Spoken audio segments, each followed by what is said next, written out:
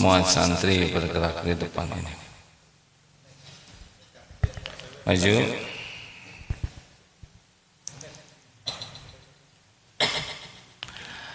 Alhamdulillahirabbil alamin. Allahumma shalli ala sayyidina Muhammadin wa ala alihi wa ashabihi ajma'in. Semoga Allah mengaruniakan kepada kita jiwa yang takwa. Allahumma ati nufusana taqwaha wa zakkiha anta khairu man zakkaha anta waliyuha wa maulaha. Ya Allah, anugerahkan kepada kami jiwa yang takwa. Sucikan jiwa kami ya Allah. Engkaulah sebaik-baik yang kuasa mensucikan jiwa ini. Engkaulah sebaik-baik pelindung dan penolong kami. Amin ya rabbal alamin.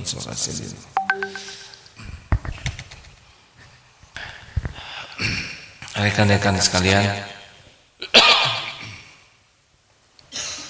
sekali lagi adik-adik para santri, hidup ini sepenuhnya adalah ujian.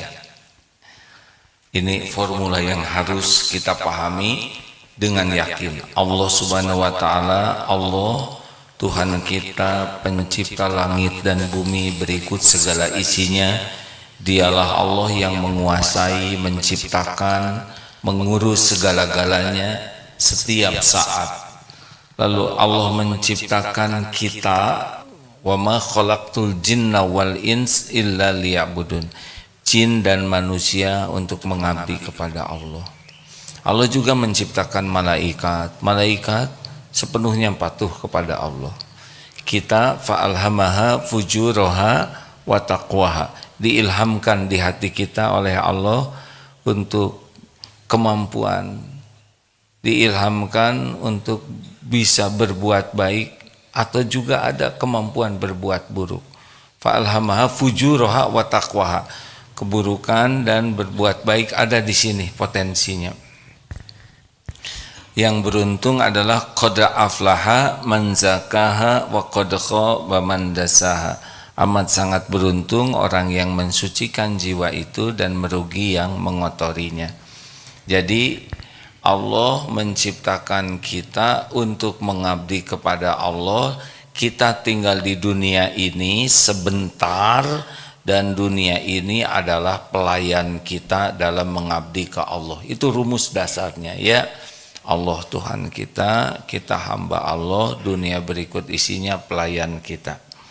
Kalau posisinya begini, kita akan bahagia. Tapi kalau posisi kita turun ke bawah, jadi hamba dunia, itu yang membuat kita tidak bahagia. Hamba harta, hamba popularitas, hamba gelar, hamba jabatan, hamba nafsu, hamba syahwat, hamba amarah, hamba pujian orang, pasti tidak bahagia. Jadi hidup di dunia sebentar ini adalah diuji oleh Allah dengan kebaikan dan keburukan. Kullun nafsin dha'iqatul maut wala nabluukum bisyarri wal khairi fitnah.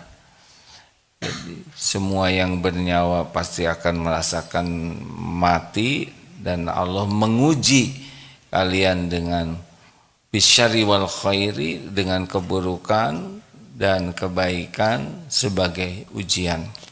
Jadi ujian aja sepenuhnya hidup ini. Nah, yang beruntung adalah yang lulus. Nah, bagaimana kita menghadapi ujian hidup ini? Adik-adik tolong rumus ini harus paham betul ya, terutama santri baru nih. Bahwa dunia ini ujian, dipuji, dicaci, dua-duanya ujian.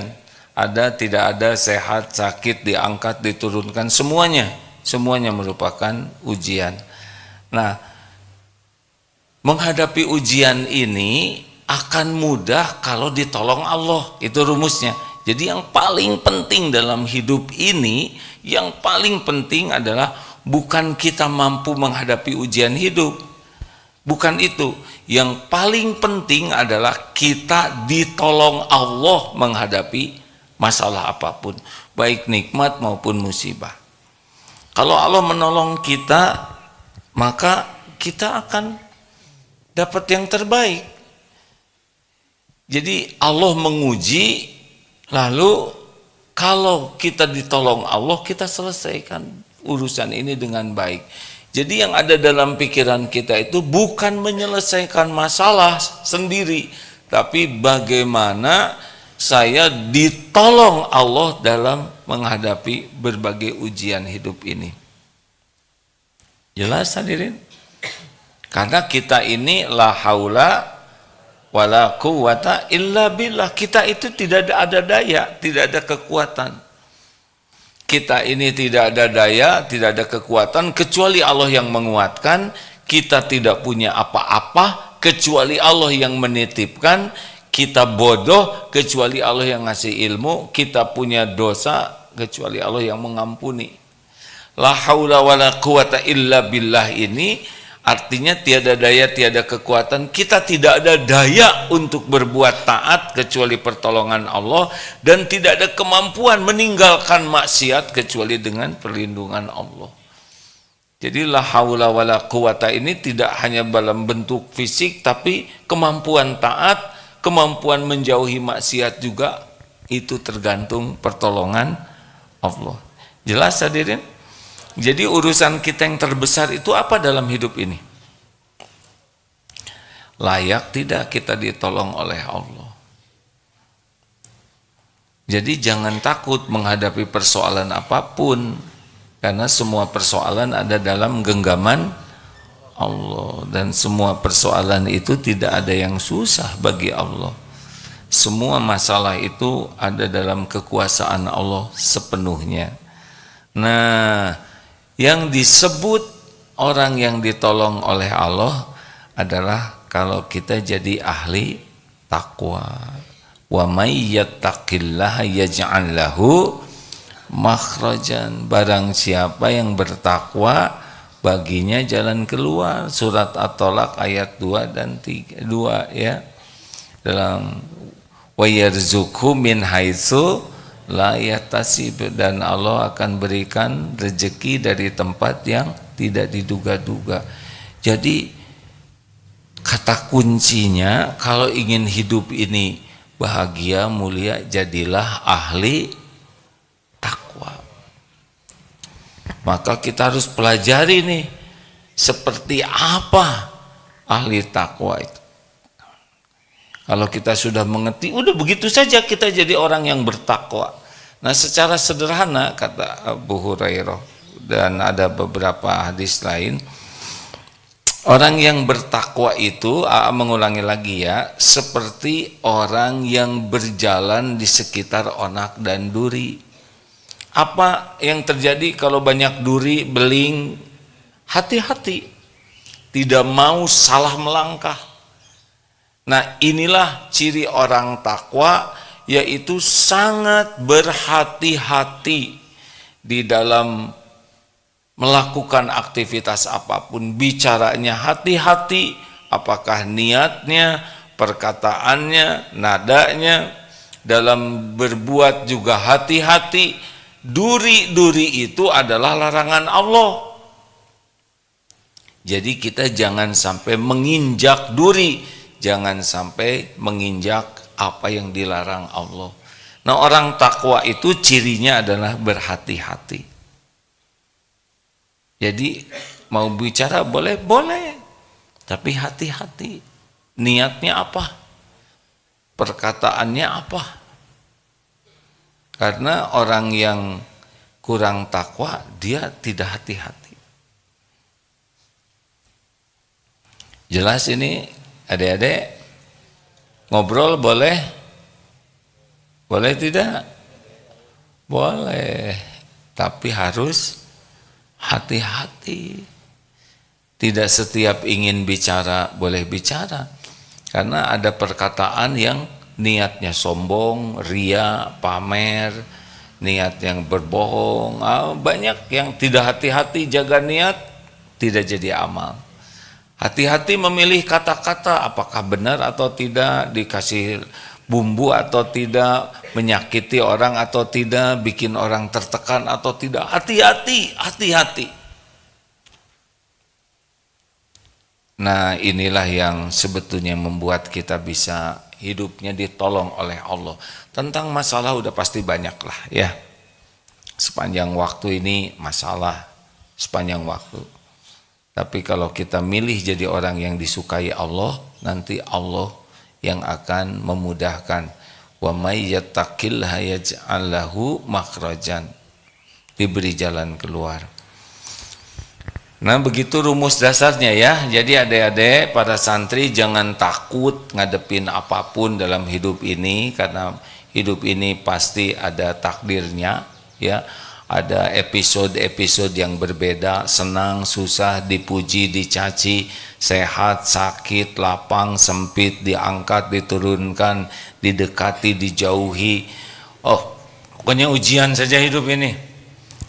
Tapi kalau kita dekat dengan Allah, nanti Allah bakal membimbing kita. Salah satu contohnya surat At-Taghabun ayat 11 ya. Ma asaba min musibatin illa biiznillah wa may yu'min billah yahdi qalbah wallahu bikulli syai'in alim. Ma asaba min musibatin, tidak ada satupun musibah kecuali dengan izin Allah. Wa may yu'min billah, maka barang siapa yang beriman kepada Allah, yakin kepada Allah, yakin bagaimana? Yakin ini terjadi dengan izin Allah, yakin ini sudah diukur oleh Allah, yakin ini untuk kebaikan kita dari Allah, maka Allah memberi petunjuk di hati kita, yahdi qalbah. Jadi di hati kita tuh nanti dibuat tenang, dibuat mengerti bagaimana menyikapi hidup ini. Makanya orang-orang yang dekat dengan Allah tuh mesti dia hidupnya tenang. Walaupun berat masalahnya, seperti di Palestina sekarang tuh berat sekali. Tetapi bagi yang yakin ke Allah tuh yakin bahwa ajal itu bukan karena bom. Ajal itu karena sudah waktunya tiba dan Allah memerintahkan malaikat maut mencabut nyawa, baru kita bisa mati. Walaupun ditembak atau dibom, kalau memang belum ajalnya ya tidak bisa mati. Pasti ada caranya tidak kena atau apapun ya. Seperti ada pesawat yang jatuh di hutan Amazon, semua penumpangnya meninggal kecuali kakak beradik 3 orang. 3 ini, ibu bapaknya meninggal, pilot meninggal, yang 3 ini tidak meninggal, padahal masih kecil. Karena Allah memberikan umur, akhirnya dicari ke hutan, terlacak dan ketemu. Begitulah kalau belum waktunya meninggal ya. Ini ada ahli tahajud nih ngorok begini ya, kasihan. Boleh dibangunkan. Nah ya, nggak apa-apa deh. Tidak usah langsung zikir pas bangun tuh, biasa aja ya. Maksudnya jangan lupa bahwa lagi belajar ini. Lanjut. Pola ini harus masuk ke otak kita bahwa ada masalah, ketakwaan saya harus ditingkatkan. Jadi jangan takut, wah mau barang mahal, mau situasi apapun, gak usah takut. Semua masalah yang akan kita hadapi itu semuanya ada dalam pengetahuan Allah, semuanya ada dalam kekuasaan Allah. Tidak ada satupun masalah yang sudah terjadi, yang sedang terjadi, dan yang akan terjadi yang tidak diketahui Allah. Semuanya diketahui Allah, keperluan kita, keinginan kita, Allah mengetahui dan Allah yang menggenggam. Tidak ada satupun yang lepas dari pengetahuan Allah, lepas dari kekuasaan Allah. Jadi kita ini tinggal serius aja meyakini dan mematuhi. Begitu? Jelas tidak nih adik-adik? Kita sudah sering membahas banyak. Nah ini salah satu ayatnya tentang orang yang bertakwa itu. Ya, maaf ya.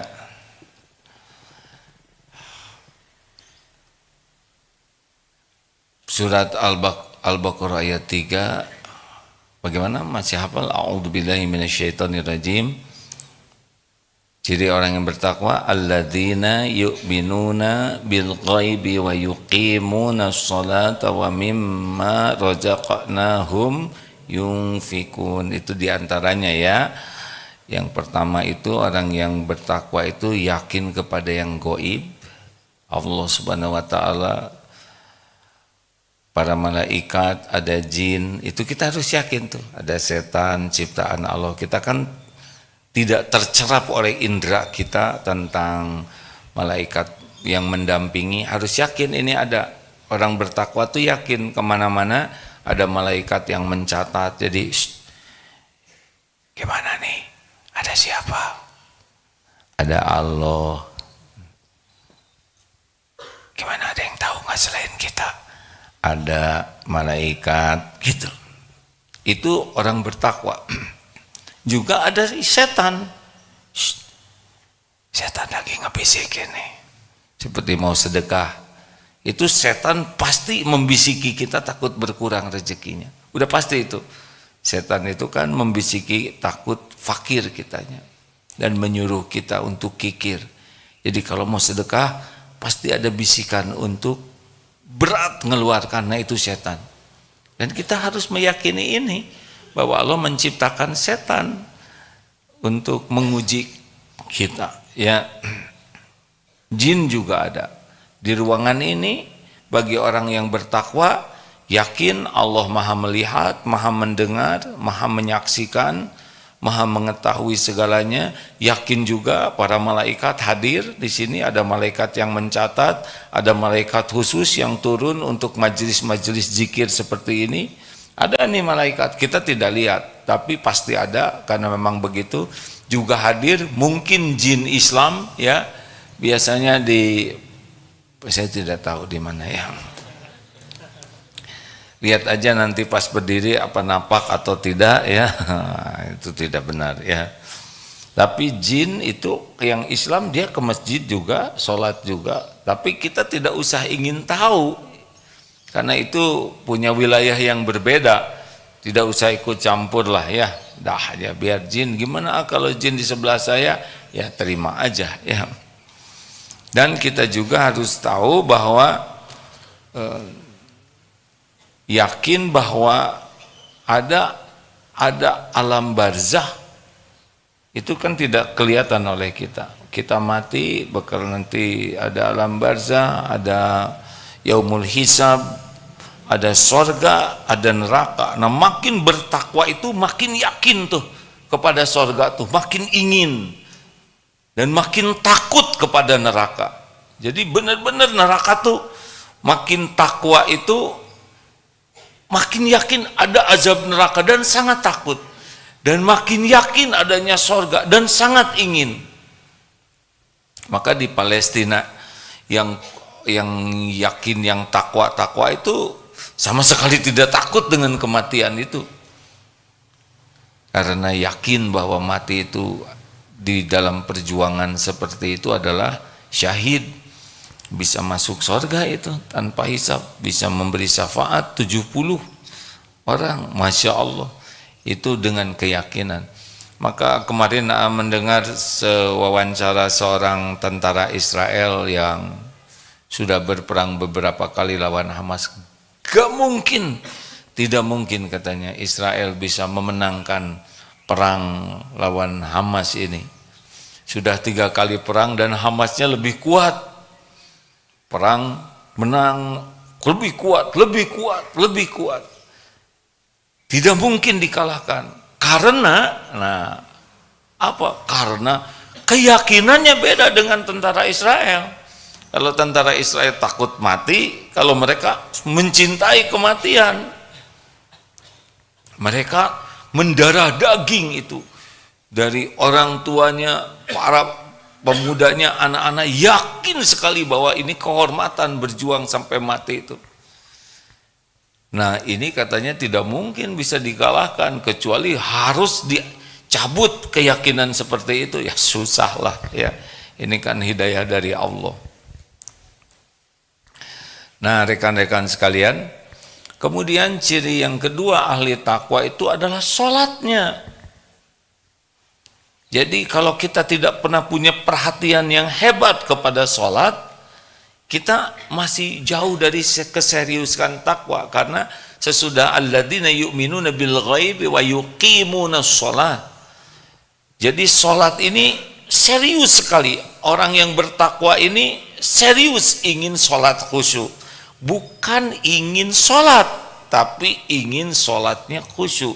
Sholat yang diterima oleh Allah. Kan ada yang mengerjakan sholat, ada yang mendirikan sholat. Apa ciri orang yang sholatnya lalai? Ada berapa? Masih lupa? 6. 1. Ciri orang yang fawailul lil musallin alladzina hum an sholatihim sahun. 1. Berat. Ya, kalau orang berat mau sholat itu seperti beban, malas, berat, makanya agak jarang sholat sunnahnya. Maunya cuman yang wajib aja, karena beban. Jadi kalau udah dengar azan tuh, udah azan lagi, gitu. Ciri pertamanya berat dan malas. Ciri kedua apa? Riya. Dia mau sholat kalau ada orang lain yang tahu, kalau nggak ada yang tahu nggak sholat. 3. Senang dilambat-lambatkan, diakhir-akhirkan karena memang malas ya. Jarang mau sholat tepat waktu, padahal amalan yang paling dicintai Allah as-sholatu ala waqtiha, sholat tepat pada waktunya. Jadi makin buruk sholat kita, makin jauh dari pertolongan Allah. Seperti yang tadi dikatakan ya, bahwa masalah itu akan mudah kalau dimudahkan Allah. Dan ini gerbangnya. Jadi sholat yang bagus itu adalah wasta'inu bisobri wassalam. Perbaiki sholatnya. 3 apa? Dilambat-lambatkan, diakhir-akhirkan tanpa alasan. Alasannya mah buka HP, nonton, dengar ini, ada pokoknya selalu ada alasan untuk menunda sholat, mengakhirkan. Kamera jangan di film yang lagi tidurnya ya, kasihan orang tuanya, malu ente. Yang keempat apa? Cepat. Sholatnya tuh gesit, tangkas dan ringkas. Kenapa sholat cepat? Karena saya sudah terlatih katanya. Padahal salah satu rukun sholat adalah tumanina. Jadi makin jelek sholat seseorang cepat sekali. Di antaranya sujudnya itu seperti burung matuk tuh, begitu. Nah sholat yang baik tuh khusyuk, nikmat, apalagi sedang sujud. Makanya orang-orang yang sholatnya bagus itu hidupnya ditenangkan oleh Allah, dimudahkan oleh Allah. Yang kelima, keberapa sekarang?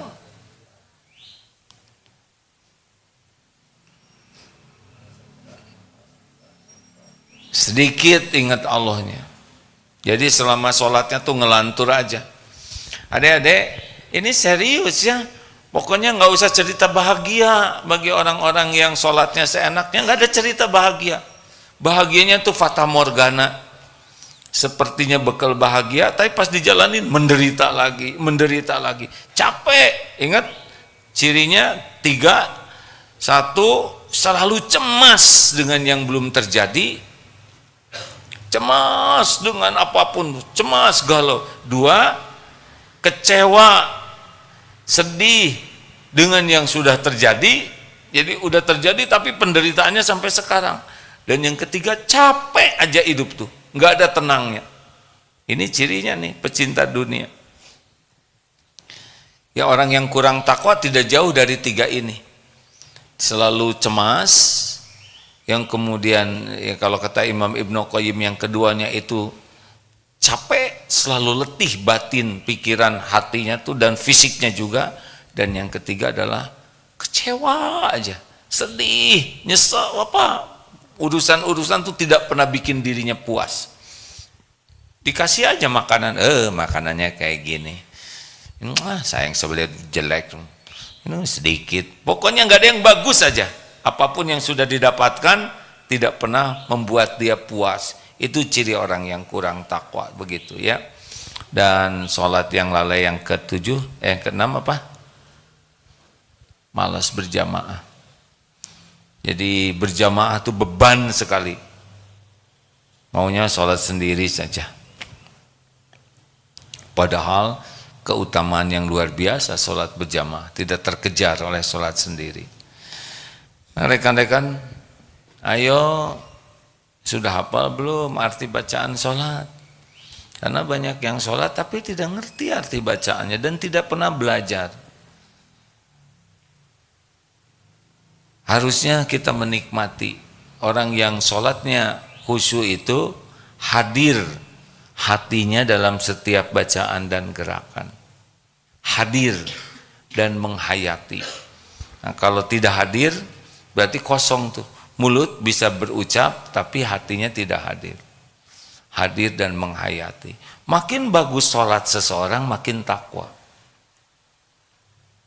Dan makin berbekas. Apa berbekasnya? Inna sholata tanha anil fahsya'i wal munkar. Sesungguhnya sholat itu mencegah dari perbuatan keji dan mungkar. Yang merugikan diri, merugikan orang lain. Jadi orang kalau sholatnya bagus dia pasti terjaga. Tapi dia sholat, padahal dia korupsi, tapi dia sholat pasti sholatnya nggak bagus. Karena kalau sholat bagus dia tidak korupsi. Itu dia pacaran terus, padahal dia sholat pasti sholatnya jelek. Karena kalau sholatnya bagus dia tidak akan mendekati zina dalam bentuk apapun. Jadi kalau mau jadi orang takwa, sejauh mana kita serius dengan sholat kita ini. Pelajari ilmu sholat dengan baik kalau mau jadi ahli takwa. Pelajari arti sholatnya. Dan kalau sholat lakukanlah dengan kesungguhan ingin sholatnya diterima, bukan hanya ingin sholat. Ingat sholat itu kunci. Wasta'inu bis-sabri was-shalah. Ada apa-apa sholat. Sedih, sholat. Punya keinginan, sholat. Kecewa, sholat. 5:30 sudah tiba. Ini hari Kamis ya. Udah masuk Kak. Oh ya, silakan. Semoga guru kita dikaruniai kesehatan lahir batin, istiqomah dalam iman, amal soleh, dalam dakwah. Amin ya rabbal alamin. Silakan Pak Miftah, mangga.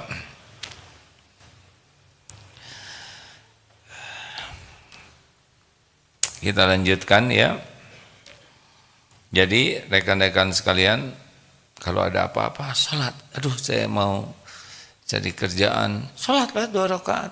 Karena semua pekerjaan yang berkah milik Allah. Saya dihina, saya difitnah, padahal saya tidak melakukan, sholatlah. Minta tolong ke Allah. Karena kalau urusannya dimudahkan Allah, mudah. Kita kan tidak bisa membulak-balik hati orang lain. Ada yang misalkan nih, udah nikah belum nih yang kuning-kuning ini? Belum ya, ya nggak apa-apa. Yang mau jodoh, kalau mau, kalau enggak. Sholatlah yang bagus. Minta ke Allah, karena setiap akhwat ciptaan Allah, setiap akhwat milik Allah, setiap akhwat hatinya dibulak-balik oleh Allah. Kalau Allah menakdirkan jodoh, pasti jodoh. Masalahnya saya mau sama dia, sedang dia mau muntah sama saya, ya taubatlah. Mungkin itu saudaranya mengandung unsur-unsur yang memuakkan, ya tobat. Saya sudah mau, calon saya mau, orang tuanya nggak mau sholat. Allah yang ngebulak-balik hati. Nggak bisa dipaksa. Kita tidak bisa memaksa orang lain jadi suka, nggak bisa. Tapi setiap orang takluk kepada kekuasaan Allah. Kalau Allah buat mau. Wa yuridka bi khairin fala radal li fadli, surat Yunus 107. Dan jika Allah menghendaki kebaikan, tidak ada yang bisa menolak. Enak. Allah semuanya, Allah yang menguasainya. Mau pergi ingin selamat, sholat. Ini saya dihina, saya jadi marah, sholat. Sedih, sholat. Punya keinginan, sholat. Apalagi tergelincir, astagfirullah saya berbuat dosa, segera sholat. Lalu minta ampun kepada Allah. Sholat hadirin. Makanya ahli takwa itu suka sekali kening ini bersujud dalam sholat.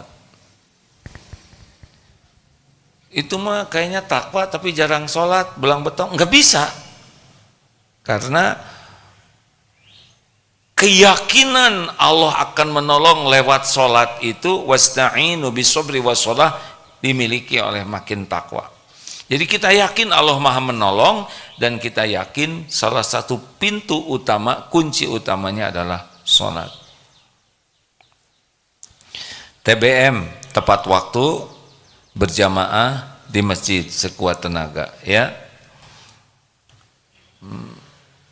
Sebisa mungkin, terutama bagi lelaki, sholat isya berjamaah pahalanya separuh malam, dianggap sholat terus menerus. Sholat subuh berjamaah sepanjang malam, dianggap sholat terus menerus. Jadi kalau kita meninggal malam hari, mudah-mudahan kita termasuk orang yang seperti meninggal dalam keadaan sholat, begitulah. Lalu yang ketiga, ini ciri khas ahli takwa. Pokoknya kalau ada masalah ya ditolong oleh Allah, dan ini kuncinya, yakin, sholat, dan wa mimma razaqnahum yunfikun, mengeluarkan sebagian harta kita, sebagian sedekahlah. Orang yang bertakwa dia tidak akan kagum kepada dunia dan tidak akan lengket, tidak megang, tidak merasa memiliki. Semakin kita pelit, semakin kita begini, semakin jauh dari ketakwaan, semakin jauh dari pertolongan Allah. Makanya orang-orang yang ingin ditolong oleh Allah, jangan ragu-ragu, nanti uang saya habis. Mana qasat shadaqatun min mal, tidak berkurang harta dengan sedekah, tapi benar-benar habis loh uang saya keluarin, lihat aja besoknya. Yang lain-lain demam berdarah, dia enggak. Berapa sekali demam berdarah uang, ya kan? Banyak aneka pertolongan Allah. Kita mau kuliah, dapat beasiswa, lah itu juga rezeki, benar tidak? Jadi tidak harus langsung ngeluarin 1 juta, langsung balik 10 juta. Kita dicegah dari bencana, orang dilembutkan, kita bisa tahajud. Pokoknya tidak berkurang balasan dari Allah. Dan nanti ketika kita perlu, ada lagi.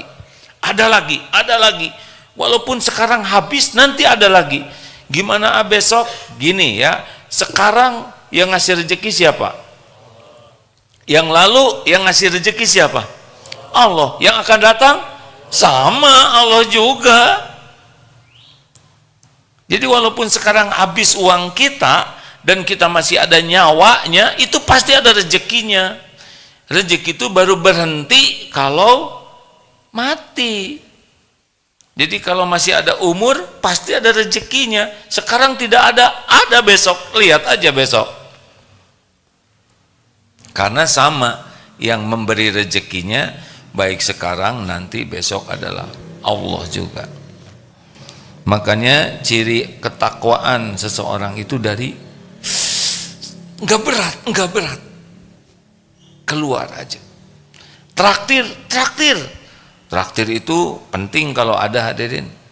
Jangan takut ya.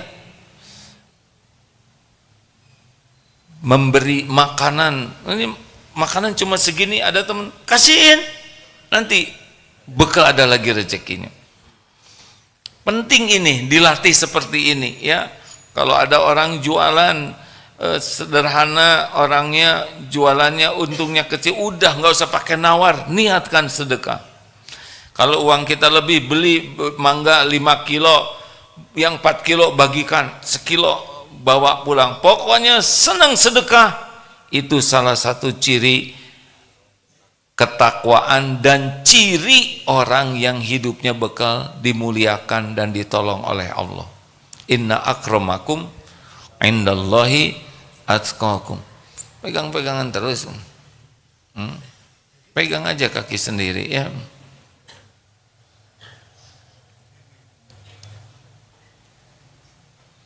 Jangan lakukan hal yang sia-sia. Kualitas keislaman seseorang, min husni islamil mar'i tarkuhu ma la ya'ni. Tidak melakukan hal yang tidak manfaat. Jadi periksa nih, saya ini ingin bahagia, saya ingin mulia, saya ingin ditolong Allah.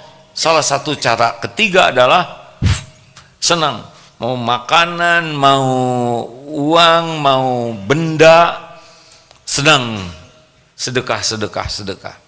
Ngebahagiakan orang. Saya nggak punya uang, pakai kata-kata yang baik itu pun sedekah. Saya susah ngomong baik, jangan ngomong jelek itu pun sedekah. Pokoknya di mana kita ada, nggak usah kebanyakan ngitung dan mikir.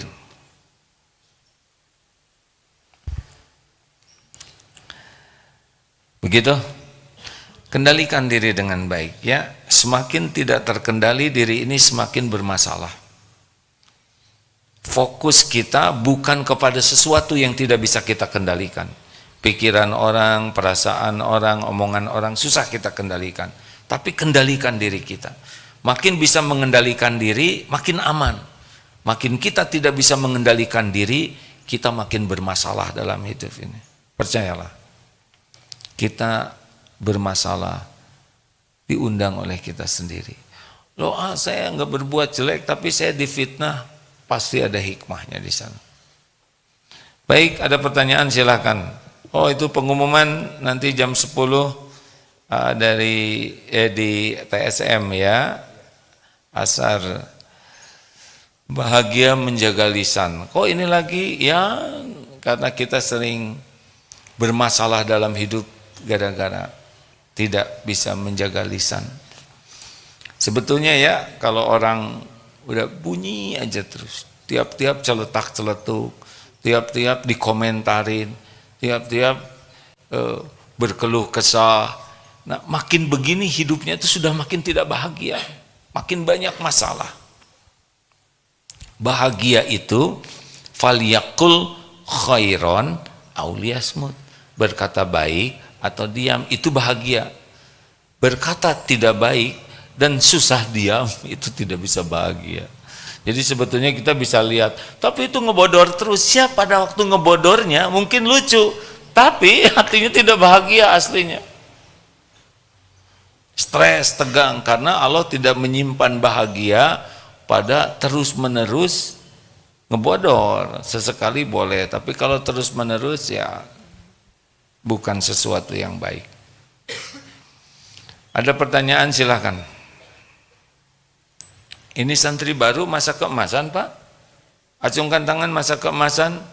Masya Allah, selamat datang. Baru aja di wisuda, sudah daftar lagi Pak. Angkatan baru ya, angkatan berapa? 61. Alhamdulillah. Selamat datang, selamat menikmati jamuan ilmu ya. Man yuridillahu bihi khairan yufaqihu fiddin. Sahih itu ya. Rasulullah bersabda, barang siapa yang dikehendaki Allah kebaikan baginya, Allah pahamkan agama. Jadi nikmat besar Bu. Ibu dibanding diberikan HP, diberikan tas oleh anak dan ikut pesantren, ini tidak ternilai.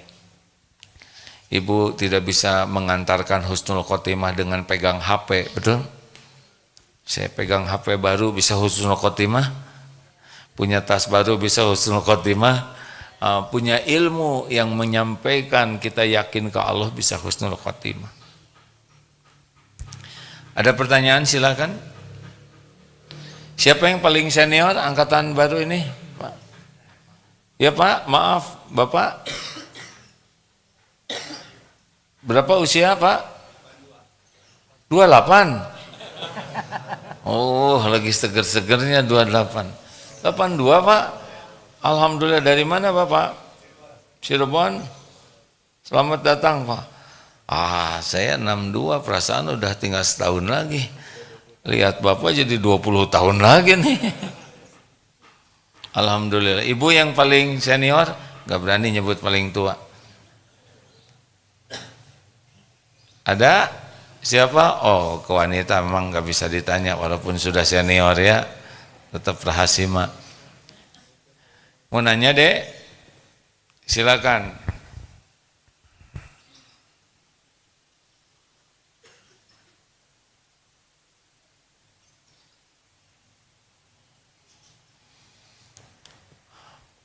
Ini masih agak jet lag, baru tiba tadi jam 20 menit sebelum adzan subuh.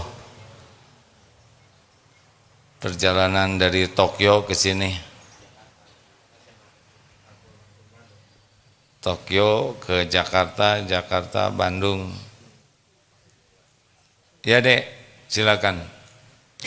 Assalamualaikum warahmatullahi wabarakatuh. Waalaikumsalam warahmatullahi wabarakatuh. Perkenalkan, saya santri dari SMA Putri. Izin bertanya, A. Kalau takdir setiap orang itu sudah ditetapkan oleh Allah dan baik buruknya, taubatnya seseorang itu tergantung bagaimana Allah tuh kasih kapan hidayahnya dan membolak-balikan hatinya. Lalu bagaimana dengan seseorang yang ingin berubah, ingin bertaubat, tapi Allah belum menghendaki takdirnya untuk bertobat, Allah belum memberikan hidayahnya. Berarti apa itu bukan sepenuhnya salah manusia itu sendiri, A? Terima kasih. Allah sudah berjanji begini. Satu, fa'alhamaha fujuraha wa taqwaha. Allah sudah mengilhamkan di hati kita mau berbuat buruk atau baik. Jadi bedanya kita dengan binatang, dia tidak punya memilih. Kita boleh milih. Dan kalau kita sungguh-sungguh, Al-Ankabut 69, walladzina jahadu fina lanahdiyannahum subulana. Dan orang-orang yang bersungguh-sungguh kepada Allah, Allah benar-benar menunjukkan jalan-jalannya. Jadi kalau orang mau tobat dan Allah udah tahu nih, dia pengen tobat, Allah nanti nunjukin. Apakah dia didapatkan ilmunya, diberikan teman, diberi guru yang membuat orang ini terus bergerak jadi dekat ke Allah. Dalam hadis qudsi, kita sejengkal Allah sedepa, ya, kita sedepa Allah sehasta, artinya bergerak sedikit saja ke Allah, Allah akan meraihnya. Ini seperti bapak ibu yang sekarang ikut pesantren atau adik-adik mungkin, duh ya Allah harus gimana saya ini. Nah Allah tahu tuh kita lagi cerita gitu. Tiba-tiba kata anak, Bu pesantren ya, ada yang begitu nggak dari anak? Ada yang kata tetangga, itu Bu ada pesantren masa keemasan, ada jalannya, nanti terus. Nah kita kan ditambah nih ilmu sekarang, kita amalkan, nambah lagi. Karena setiap kali kita mengamalkan, nanti tambah lagi. Kita berjalan ke arah Allah, Allah seakan berlari memburu kita. Jadi kata kuncinya kesungguhan.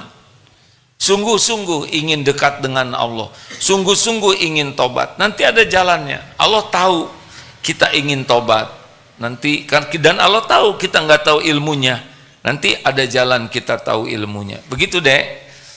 Jadi hebatnya, bukan hebat, maha hebat lah ya. Sebab kalau nggak ditolong oleh Allah ya kita ketipu terus oleh setan itu. Dan setan kan tidak kelihatan. Gimana nih? Setan tidak kelihatan, tapi setan ngelihat kita. Kita banyak kerjaan, setan nggak punya kerjaan selain nipu kita, ya kan? Terus jadi gimana? Kita nggak usah ribut mikirin setannya. Apa yang Allah janjikan? Ternyata ada dua yang tidak bisa ditipu setan. Satu mukhlasin, yang kedua mutawakkilin, orang yang ikhlas dan orang yang tawakal. Jadi kita berusaha keras aja jadi orang ikhlas, nanti setan nggak mempan dan kita berlindung ke Allah. A'udzubillahi minasyaitonirrajim. Nah, bukan keinginan kita lawan setan.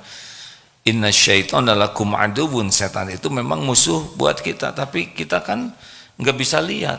Kita berlindung aja ke Allah yang banyak dan berusaha keras jadi orang ikhlas, jadi orang tawakal. Setan nggak mampu nanti menipu orang yang ikhlas. Makanya orang-orang yang paling pengen dipuji, paling pengen dikagumi orang lain, pengen diberi orang lain, pokoknya kalau hatinya tuh berbuat demi penilaian orang, demi privilege, demi orang memperlakukan kita spesial, demi kita diberi oleh orang, kita berbuat, nah itu makanan setan. Makanya orang-orang yang paling seneng dipuji itu paling mudah ditipu dan tidak bisa tenang hidupnya. Tidak bisa tenang. Maka akhwat yang paling centil tuh yang paling gak bahagia. Iya, paling centil, paling tidak bahagia. Yang selalu ingin jadi pusat perhatian, ingin dikagumi orang, itu gak bisa bahagia. Kan ada 3 ya yang membuat orang susah ikhlas. 1, sangat menikmati pujian. Yang kedua, sangat senang mendapatkan privilege. Apa namanya, benar nggak sih bahasa Inggrisnya gitu ya, diperlakukan spesial. Nah, itu mudah sekali jengkel, marah ketika perlakuan itu tidak didapatkan.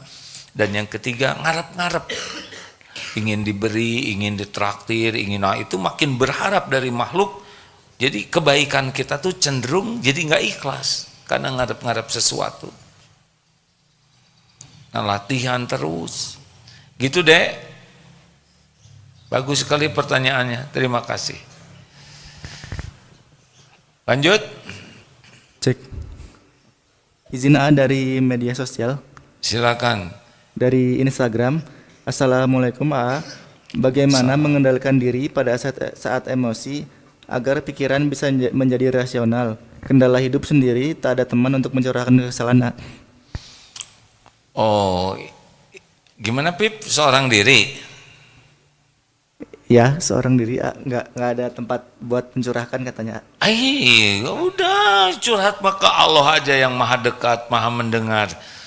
Ayatnya, wa idza sa'alaka ibadi anni fa inni qarib. Al-Baqarah berapa? 18 berapa? Ya udahlah, jadi ikut lupa. Dan apabila wa idza sa'alaka ibadi anni, apabila hamba-hambaku bertanya kepadamu wahai Muhammad tentang aku, fa inni qarib, maka sesungguhnya aku adalah dekat. Fa inni qarib, Allah maha dekat. Ujibu da'watad da'i idza da'an, aku mengabulkan permohonan orang-orang yang berdoa apabila berdoa kepadaku. Tuh, curhat aja ke Allah, ambil wudhu, sholat 2 rakaat yang bagus, selesai sholat curhat, ya Allah sendiri, enggak usah ngomong gitu, masa nyanyi di hadapan Allah. Ya Allah, Engkau sudah tahu apa yang hamba rasakan, hamba ingin tenang, ya Allah. Hamba ingin merasakan nikmatnya ibadah, hidup yang sakinah, ingin bisa pulang nanti kepadamu, ya Allah. Bicara aja. Bahasa Indonesia juga ciptaan Allah. Syukur kalau bisa doa dalam bahasa Al-Quran atau bahasa yang dicontohkan Nabi. Kalau belum bisa sambil belajar, curhat saja. Ya Allah, hati saya sedih, saya sakit hati saya. Obati hati saya ya Allah. Tuh gitu, bilang aja. Gak usah ragu. Gak usah ragu, Allah pasti maha mendengarkan. Tadi ada yang apa pertanyaannya tuh? Waktu marah ya? Kalau pas naik emosi, pertama adalah diam. Jangan bicara. Karena kalau sudah bicara, gak bagus kata-kata kita. Hindari berbantah-bantahan. Pokoknya kalau ada yang memancing, yang kita lakukan adalah meredakan. Ingat ya, Kalau ini marah, ini menuduh, ini kata-kata nggak baik. Kalau kita bicara itu seperti ngasih bensin, api makin membara. Tidak ada solusi yang baik ketika kita sedang marah. Jadi kalau situasi sudah panas, yang kita lakukan adalah diam dengan niat kita tidak mengeluarkan kata-kata yang salah dan juga meredakan suasana. Yang kedua, zikirnya a'udzubillahi minasyaitonirrajim. Ini bacakan aja hadisnya ya, supaya maaf ada gimana ini. Alhamdulillah, begitulah kalau HP baru ya. Ya biasa, namanya BKP. Benghar Kupamere ya. Pemberian nggak keluar nih ininya kata-katanya, maaf nih. Sedang ada sedikit. Nah jadi intinya gitu aja lah. A'udzubillahi minasyaitonirrajim. Pokoknya kalau lagi nggak enak, a'udzubillahi minasyaitonirrajim. A'udzubillahi minasyaitonirrajim. Kalau misalkan ini suami istri lagi marahan, na'udzubillahi minasyaitonirrajim. Jangan hanya Kalau a'udzubillah, saya berlindung. Kalau nahnu, kami berlindung. Na'udzubillahi minasyaitonir. Apa komat kami? Na'udzubillahi minasyaitonir. Lagi berlindung ke Allah dari godaan setan. Emangnya saya setan? Bukan. Na'udzubillahi. Tenang aja. Jangan jawab ya. Tenang. Kenapa diam aja? Ya, sedang menenangkan hati. Menenangkan. Enggak ada. Pokoknya jangan terpancing. Dan ingat ya, kalau ada orang sedang marah kepada kita, jangan dimasukkan ke hati. Karena orang sedang marah, sedang tidak normal kata-katanya. Tidak boleh dimasukkan ke hati dan jadi sakit hati. Relax saja ya. Kalau ada orang yang kata-katanya tidak enak, bagaimana? Wa idza khatabahumul jahiluna qalu salaman. Kalau ada orang yang kata-katanya sedang tidak enak, kita tetap berkata yang baik. Itu SOP-nya. Tidak boleh marah. Kemudian kalau masih jengkel, pindah posisi. Pertama diam, a'udzubillahi minasyaitonirrajim, kemudian pindah posisi dari berdiri ke duduk ya. Duduk berbaring, tentu proporsional ya, jangan di mana aja. Misalkan dosen, guru jengkel, tiba-tiba berbaring aja di pojok kelas. Kenapa Bu Guru? Jengkel. Kemudian kalau masih perlu wudu, kalau masih nggak kuat panas, sholat. Nggak usah marah-marah. Tahan. Jangan berbantah-bantahan. Jangan bertengkar. Tidak selesai. Karena itu makanan setan. Kata-katanya nanti makin kejam, makin kasar, makin kotor. Redakan. Begitu, nggak usah sakit hati. Kalau ada orang ngomong nggak enak ke kita, lagi marah, nggak usah sakit hati. Anggap aja lagi ngigau, ya. Tapi tentu kita empati. Ngigau nih ye, makin marah deh ya. Jangan balas. Bantu supaya reda. Lanjut, terakhir. Oh sudah selesai ya. Alhamdulillah. Belum bisa cerita banyak tentang Jepang ya. Masih senang cerita tentang ketakwaan karena dilihat nih wajahnya wajah-wajah banyak masalah ya. Yang selalu mikirin masalah, harusnya selalu pikirkan pertolongan Allah. Itu aja yang dipikir, gimana supaya ditolong oleh Allah. Nah 3 tadi. 1 yakin, 2 perbaiki sholat, yang ketiga mulai ya banyak sedekah. Ini gerbang awalnya. Nanti sesudah itu ada yang lain-lainnya. Termasuk salah satu ciri ahli takwa adalah sedikit tidurnya, artinya tahajud dan selalu minta ampun di penghujung malam. Jadi kalau kita jarang tahajud, rada berat hidup ini. Karena salah satu ciri ahli takwa adalah sedikit tidurnya, artinya dia tahajud, ya bukan begadang, tahajud dan di penghujung malam banyak minta ampun kepada Allah. Urusan dunia nanti oleh Allah dibimbing. Kita dikasih ide pikiran kita dikasih ilmunya, kita dipertemukan dengan orang yang mengerti. Nanti kita akan diatur ya. Rezeki kita juga teratur, tapi kitanya enggak stres. La khaufun alaihim walahum yahzanun. Jadi ciri orang yang nanti bagus itu, takwa itu adalah enggak takut menghadapi dunia di masa yang akan datang ini, enggak cemas ya. Dan juga dengan yang sudah lalu enggak bikin sumpah hati ini.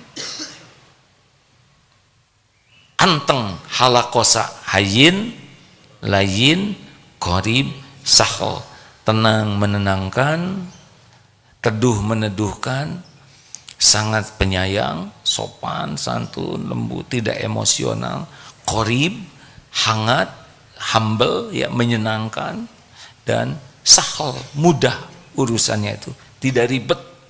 Jadi urusan itu menjadi lebih simpel. Nah ini ciri orang yang takwa, yang dijamin tidak tersentuh api neraka. Mau apa lagi lah dunia ini pakai ribet-ribetan kan? Ya kan? Pasti akan mengarungi, kita akan diuji oleh Allah ya, yang membuat wah teruji ya sudah. Kembali ke Allah, ridho dengan ujian yang ada. Ini episode memang harus saya jalani, sabar, jangan keluh kesah, minta ampun terus kepada Allah, perbaiki sholat, perbanyak sedekahnya, perbanyak berbuat kebaikan, gitu. Nanti urusan itu ada jalannya sendiri. Dipikir-pikir juga pusing sendiri. Kalau tidak dibimbing oleh Allah, udah bodoh, banyak mikir, pasti stres. Harusnya mikirnya dibimbing oleh Allah. Terima kasih sahabatku sekalian, sampai jumpa nanti di Masjid TSM Trans Mall Studio.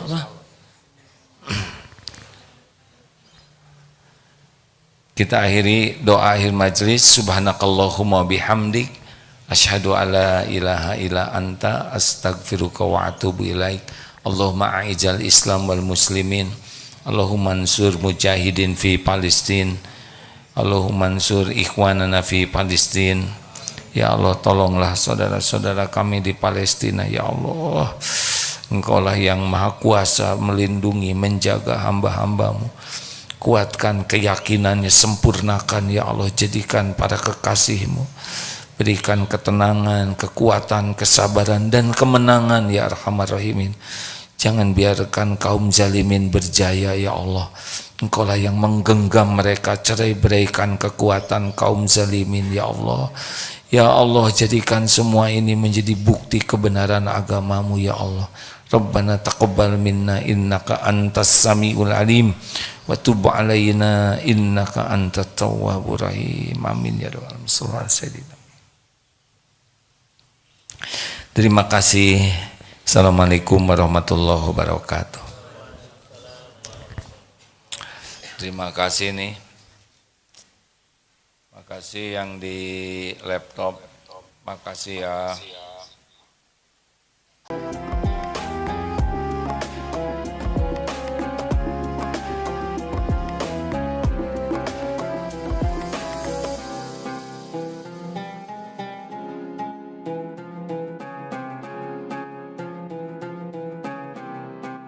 Jangan lupa, saya bilang sekalian, terus berlangganan di Darut Tauhid Official.